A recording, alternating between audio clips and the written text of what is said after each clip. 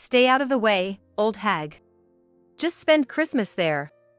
It seems I was kicked out of the house by my son's wife, who I had invited in because she wanted to spend the end of year together.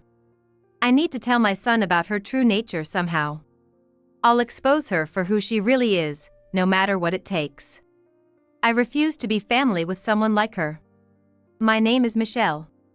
I'm 72 years old and live with my son. He's approaching 40 but is still single. My husband passed away 3 years ago. My son used to live alone, but he moved back home when it became more convenient due to a job change. Our house is a single-story home. It looks almost new but was actually renovated not too long ago. It used to be a shabby old place, but after years of wear and tear, my late husband decided to remodel it. Thanks to the renovation, it's now comfortable and beautiful. Just hearing this, you'd think my husband decided to remodel the house out of consideration for the family's comfort. But in reality, it wasn't like that at all. Instead, he had been a source of trouble for many years. He was a typical stubborn old man, free-spirited outside the house. At home, he acted like he was the center of everything, and would scold me terribly if I ever deviated from his expectations. "Who do you think feeds you?" was his constant refrain. But outside, he wasted money on gambling and other vices, leaving barely anything for the household. We barely scraped by. Yet, he still acted superior in front of me and my son. There were broken promises of family outings because of his gambling, and he often missed school events. I could have divorced him and raised my son alone, but I didn't want to give up. My son seemed to feel the same, never showing tears in front of his father. When my husband died, he left behind a small inheritance, this renovated house, and our precious son. Having my son, I don't feel lonely. He's always been kind, the opposite of his father. In the best light, he's kind and always thinks of others, unable to ignore those in trouble. But on the downside, he's self-sacrificing and struggles to express his own opinions. He tends to be easily swayed by stronger personalities. "I'll never be like my father," he'd say, but he's often put himself at a disadvantage to help others in need, ending up in thankless roles. Once, he'd lend notes to schoolmates but wouldn't get them back, which affected his own grades. Another time, he joined a sports club he wasn't interested in just because a friend asked him. "I had to join because my friend said he wouldn't know anyone else there if I didn't." Like this, even in situations where my son ended up in such a role, his kindness was always at the forefront. I'm happy that he's grown into a kind man, but his excessive kindness worries me. I always fear that one day, it might get him into serious trouble. He says his current workplace has a good atmosphere and it's easy to work there, but it seems like it's mostly men, and there's hardly any gossip. As for me, now that my husband is gone, I'd be alone if my son married. I'd be lonely, but as a mother, I'd be happy for him. Then one day, he made a sudden confession. "I've promised to marry someone. I want you to meet her." I was overjoyed. My son, nearing 40, works mostly with men, living at home with his mother. If you just look at his situation other than his personality, he's the type who would usually be avoided first. It's a miracle a woman who wants to marry him appeared. If things keep progressing smoothly and my son ends up marrying this woman, of course, he will eventually leave my side. I'll miss him, but his happiness is what matters most as a mother. If you chose her, I'd love to meet her. What's she like? I met her at a mixer a colleague took me to 6 months ago. She's earnest, strong, and resilient. I want to build a family with her. That's why I want you to meet her. As he talked about her, his eyes sparkled like I had never seen before. I knew she must be special. I looked forward to meeting the woman he had confidently chosen. Then came the promised day. It was the day my son would bring home the girlfriend he's seeing. "Mom, this is Jessica, the woman I've been talking about. We're considering getting married." But the woman my son brought home didn't introduce herself or even greeted. She just stood there. At first glance, she gave off the impression of someone haughty and aloof. Honestly, I couldn't imagine her being the type my son would fall for. After that, she continued determinedly ignoring as if nothing had happened. She barely greeted me and scrutinized every corner of our house. She made a face when she tasted the coffee I offered. Every time she touched something, she'd pull out a sanitizing wipe and clean it, a string of odd behaviors. It was our first meeting. Especially with someone who might become your mother-in-law, this was clearly inappropriate. I've always dreamed of doting on my son's wife like my own daughter, as my son was my only child, but that dream seemed to shatter in an instant. Frankly, I found her unpleasant even in this short time, and I didn't want to get too close to her, even if she's my son's choice and my future daughter-in-law. It seemed she felt the same, as days passed without any further contact. After she left, I confronted my son. "You're serious about her and even want to marry her, right? Based on today, I just don't see her charm.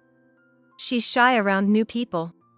But she's an attractive woman, strong and kind, having overcome many hardships." From his detailed account, they met at a mixer set up by his colleague. Sitting next to my son, she went on about all the hard and sad things she'd experienced all the time. Normally, you wouldn't feel good for someone who brags about their misfortunes at a mixer, but he felt I'm sorry for her and want to rescue her. That is my son. Their relationship started with his determination to make her happy.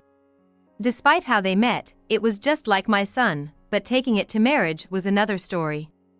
Given her behavior today and their unusual start, she seemed like a complicated person. Her behavior might seem endearing at this stage. But I had a hunch that living with her would be challenging. Then, suddenly, my son announced he was moving out.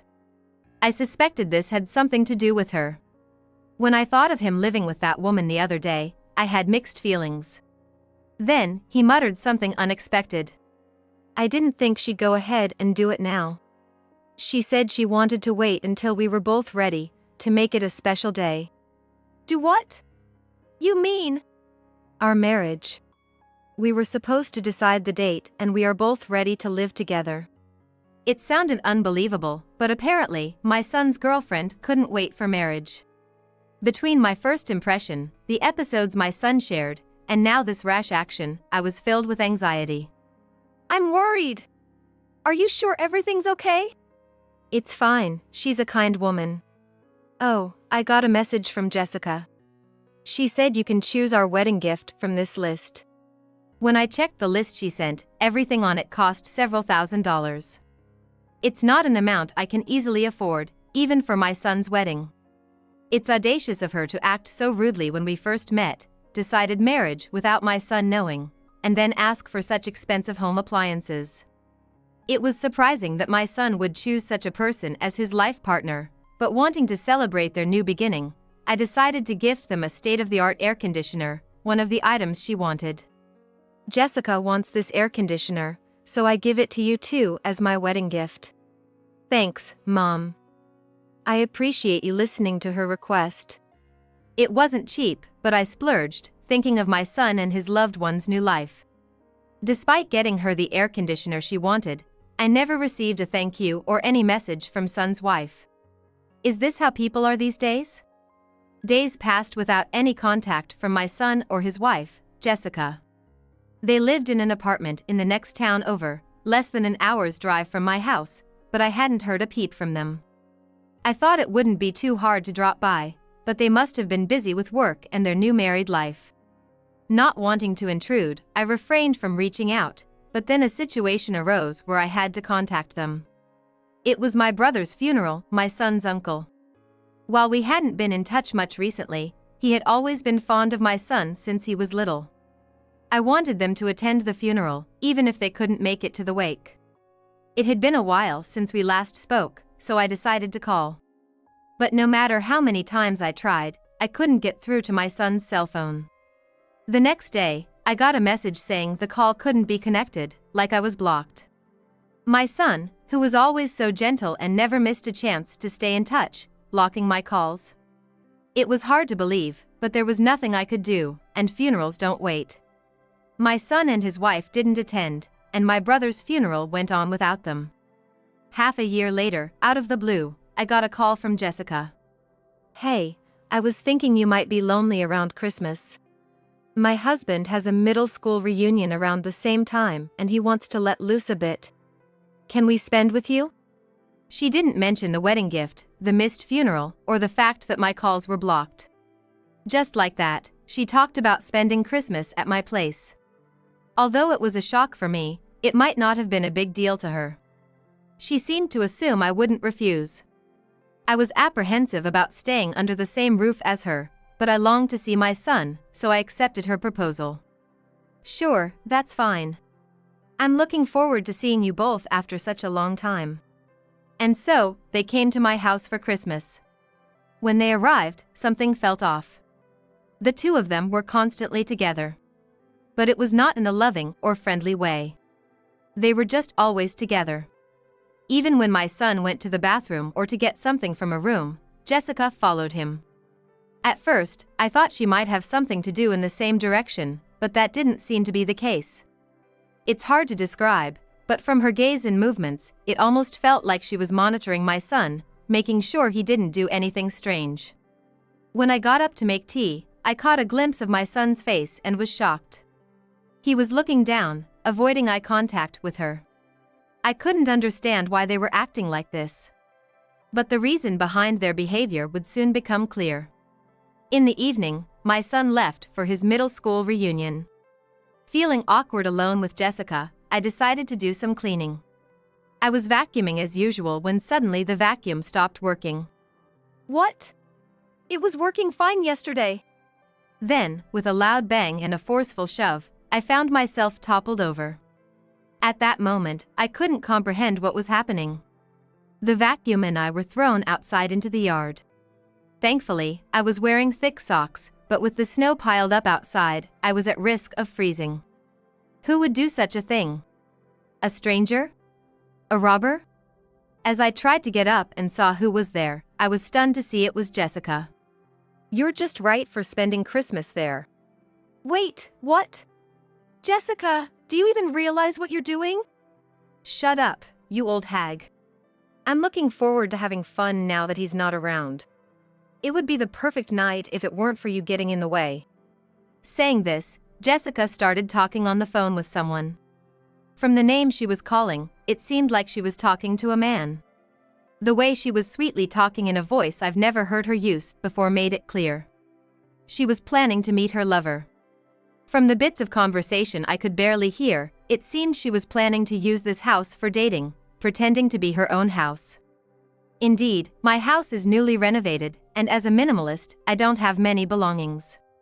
But who would have thought that someone would use my mother-in-law's house, where their husband grew up, as a place to cheat, pretending it's their own home?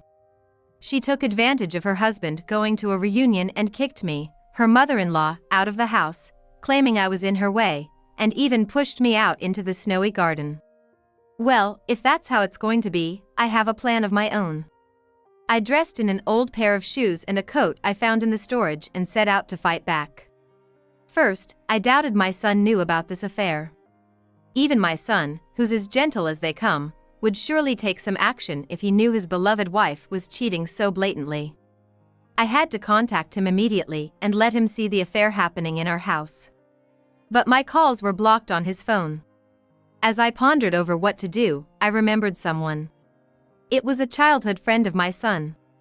They had been close up to college and continued to meet for meals even after graduating. This friend had inherited a deli from his parents in the local shopping district. I might get some information there. Feeling like clutching even at straws, I went to the deli, only to find his parents there. Probably because he was at the reunion too.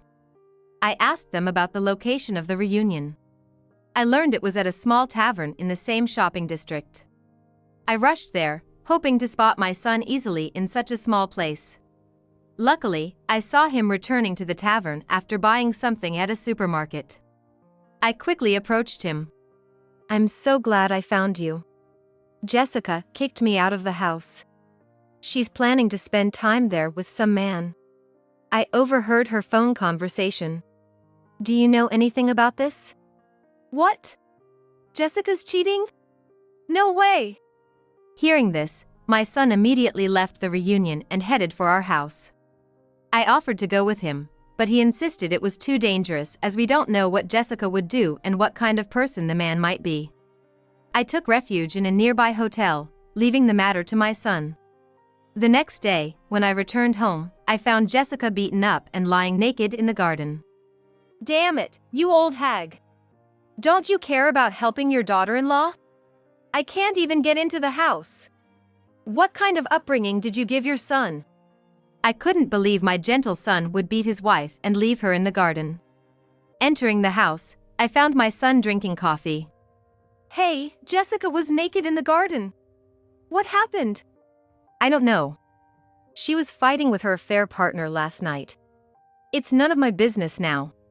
She's going to be a stranger to me.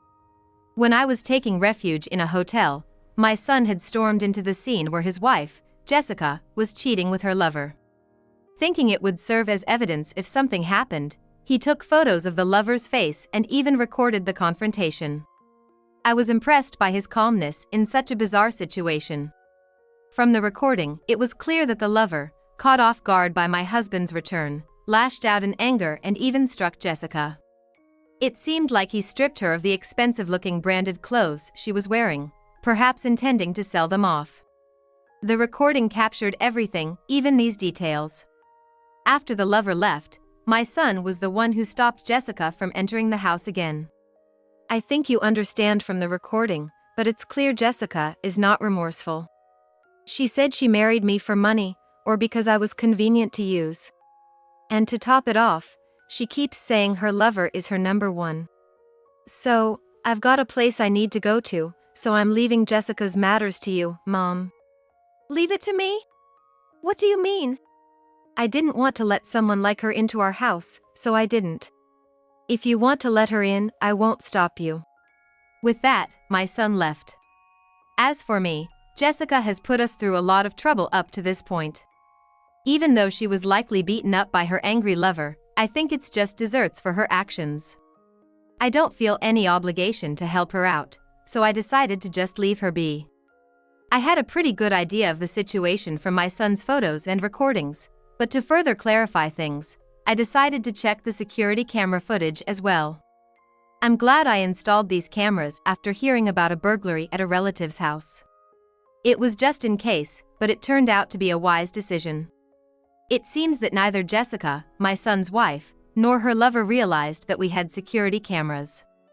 They were behaving recklessly in someone else's house and even caused trouble. The footage captured by these cameras, coupled with the strange hat seen in the photos my son took, seemed oddly familiar. As I was pondering this, I noticed a commotion outside. The sound of the doorbell rang, and someone had come to visit. When I opened the door, there stood a police officer. It appeared that Jessica, playing the victim, had cried to the neighbors. Someone had reported to the police about an injured, naked woman in the garden. I'm sorry for the disturbance. She seems to have gotten into some trouble, but neither my son nor I saw her get injured. We do have a security camera, so we can explain what kind of trouble it was. I proceeded to show the police the footage and photos from last night's incident. Thankfully, the police understood that my son and I weren't involved. However, as police officers, they couldn't leave a woman injured and naked in the cold of winter. Jessica was taken away in a patrol car. Just as I remembered who the man in my son's ex-wife's affair was, my son returned. Mom, I'm back. I just filed for divorce. She's nothing to me now. Divorce? What do you mean? Since we got married, Jessica would cry and make a scene whenever things didn't go her way. I tried to meet her expectations, but she started testing my patience. Her trump card was a divorce paper. From what my son told me, he was completely enamored with Jessica and did everything to fulfill her wishes.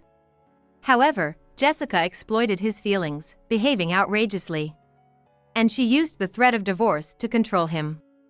I was speechless upon hearing this. However, I reconsidered and decided to share with my son what I had just remembered. He seemed to have a moment of realization and quickly stood up, urging me to follow him. We headed to the police station where Jessica was being held. My son and I went to the room where Jessica was being temporarily held for her protection. Ted! I was waiting for you. I knew you would come to rescue me. You're my dear husband, after all. You wouldn't be so heartless as to ignore your wife in such a state. What are you talking about? We're strangers now. My mom and I just came to tell you something important, that's all. What? What do you mean? Is this some kind of bad joke? I understand if this old lady came to apologize for leaving me in the garden, but strangers? Jessica probably thought I was there to apologize for leaving her outside and that Ted came to take back his beloved wife. I've filed for divorce.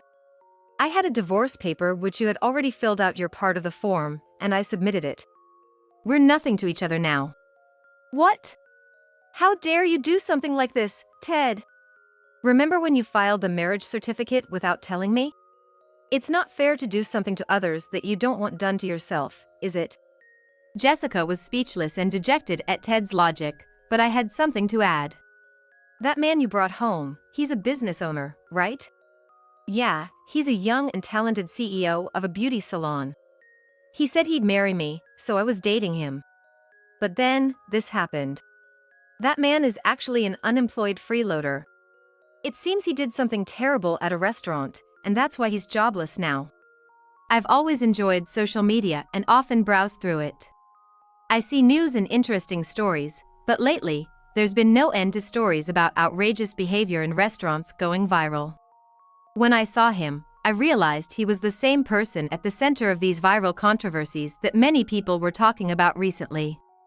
This guy was causing trouble by drinking directly from water pitchers and adding Tabasco sauce into them, right? I read that he recently got fired from his part-time job because of these antics. That's a lie. His profile had a long list of accomplishments. There's no way he, a CEO, would do such things. Just last week, he proposed to me with a bouquet of roses, saying he'd make me his wife soon. Well, that aside, there's a lot of damage he caused at my house when he was causing a ruckus. I could file a complaint for his disruptive behavior.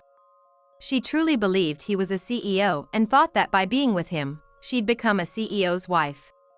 To add to her disillusionment, I decided to press on further. There's a female executive at your workplace, right? She's an old friend of mine. What? You told my workplace about my affair. Of course not. I simply consulted my friend how I get along with my son's wife. Was there a problem? You know, you shouldn't do things in the first place if you're going to be embarrassed being seen doing them. Jessica, my son's ex-wife, turned pale as one shocking revelation after another was revealed to her. Leaving her behind in that state, we exited the police station. Afterward, Jessica's workplace found out about the awful way she treated her mother-in-law and that her affair had led to her divorce. I heard from the friend that, as a long-standing veteran at her job, she was being considered for a promotion. However, due to her own actions, that opportunity dissolved. Her terrible behavior resulted in a toxic work environment, leading to her being transferred to a regional office. However, even at her new location, everyone was aware of the sordid details of her affair and its messy end, which caused her to become isolated there. Why is everyone avoiding me? All I did was have a true love affair with a talented CEO. What, are they all jealous that I could have been a CEO's wife? Tell that friend of yours, the executive, to stop this ridiculous office bullying. You think being ostracized and floating aimlessly in your transferred location is all due to jealousy and bullying? I see you're quite optimistic in your thinking. Unfortunately, there's nothing I can do about your situation. In the end, she found no place for herself at work and ultimately had to resign. To make matters worse, my son's ex-wife ended up homeless. You know, even if she is your ex-wife, how do you expect her to get through this winter without a home? Telling a woman to shiver outside, isn't that heartless? What are you talking about? Who was it that suddenly threw my mother out into a snow-covered garden? In the first place, everything you say and do is just out of self-love and it's all wrong. The apartment my son and his ex-wife lived in was his company housing for married employees. Due with the divorce, she was evicted. Despite everything, Jessica, stubborn and unwilling to give up, frequently stormed back to my son's place, shouting and demanding, even after being kicked out. You're there, aren't you? How can you not reach out to help your own wife when she's in such trouble? Don't you have any kindness? Expecting kindness from others while ignoring your own actions? Is that how it works? Well, I guess it's pointless to explain. Not satisfied with just going to my son's place, Jessica started showing up at my house too. I'm not free to deal with her antics, but she didn't stop at just coming to my home. She even started following me to the supermarket I frequently visit. How can you just leave your daughter-in-law in this situation? Could you do the same to your own son? Your son abandoned his troubled wife like she was disposable. What kind of upbringing did you give him? Abandoned? Troubled wife? This situation is entirely the result of seeds you sowed yourself. Have you forgotten your own actions? I don't even think of you as a daughter-in-law anymore. Each time she did this, the security system would be activated, or bystanders would call the police. As a result, she became known throughout the town as a person of interest. My son and I, unable to tolerate her persistence any longer, consulted with the police and obtained a restraining order against her. She now appears to be trying to find her next target by attending matchmaking parties. However, with no money, no job, and unable to present herself well, she's often turned away at the entrance. She's become somewhat of a notorious figure in certain circles for disrupting these events, making marriage unlikely for her. Finally, the relentless assaults from my son's ex-wife have ceased, and we are living in peace. Mom, back then, I was out of my mind with all the things Jessica was saying to me. She cut me off from contacting home and screamed at me all day. But I've finally woken up. I'm really sorry for everything. Since then, my son and I have been living together again. Whether he remarries or continues to stay with me, I'll be happy as long as he maintains his kindness and treats others well.